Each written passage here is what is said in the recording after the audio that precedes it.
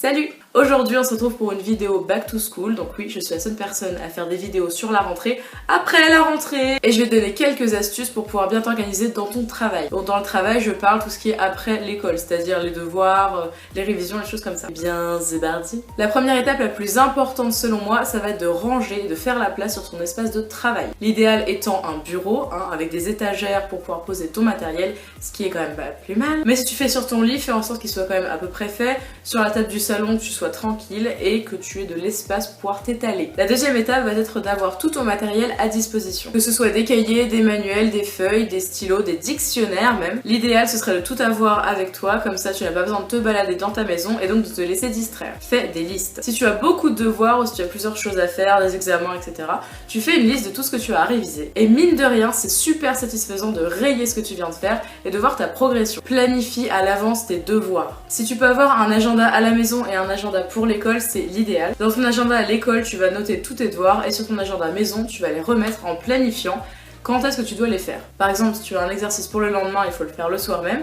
Mais si c'est pour dans 2 semaines, tu vas essayer de le planifier pour pouvoir mieux t'organiser. Je m'explique. Si tu as un examen de maths la semaine prochaine, ne dis pas j'ai le temps. Non, travaille un petit peu tous les soirs. Essaie de te mettre des objectifs à atteindre, des choses à apprendre, donc des chapitres, des choses comme ça. Et tu vas voir, tu vas beaucoup mieux appréhender le contrôle et ça va être beaucoup plus simple pour toi. Quand je te parlais d'agenda, on passe au prochain point. N'oublie jamais de noter tes devoirs. Parce que sinon tu vas te retrouver dans cette situation, c'est-à-dire de devoir demander à tous tes potes c'est quoi les devoirs, c'est quoi les devoirs. Ce qui va les embêter, va t'embêter également parce que tu vas perdre du temps pour rien. Et au pire des cas, si tu n'as vraiment rien noté, tu vas sur Pronote et en gros tu as tous tes devoirs de marquer si les profs les marquent. C'est vraiment en dernier recours parce qu'il y a beaucoup de profs qui ne le mettent pas et quand tu écris toi-même, tu peux mémoriser plus facilement et mettre tous les petits détails de ce que tu vas devoir faire. Si tu travailles dans un lieu que tu apprécies, ça va être beaucoup plus motivant pour toi. Que ce soit à la médiathèque pour le calme et l'environnement de travail, ou bien dans ta chambre avec ton petit monde à toi, c'est vraiment hyper important. Du coup, si tu as un bureau, je te conseille vraiment de le décorer comme tu veux, avec tes goûts personnels et les choses qui vont te motiver. Par exemple, si tu as besoin de couleurs, et ben n'hésite pas, mets des post-it ou des photos, des choses que tu aimes bien, voilà, je vais t'apprendre tes goûts. Qu'est-ce qui se passe? Mon Dieu. On va essayer de pas faire trop gaffe à ça.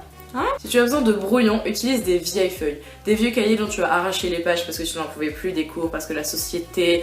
Que ce soit des vieilles feuilles où tu as déjà écrit dessus, là où tu avais écrit juste d'un côté.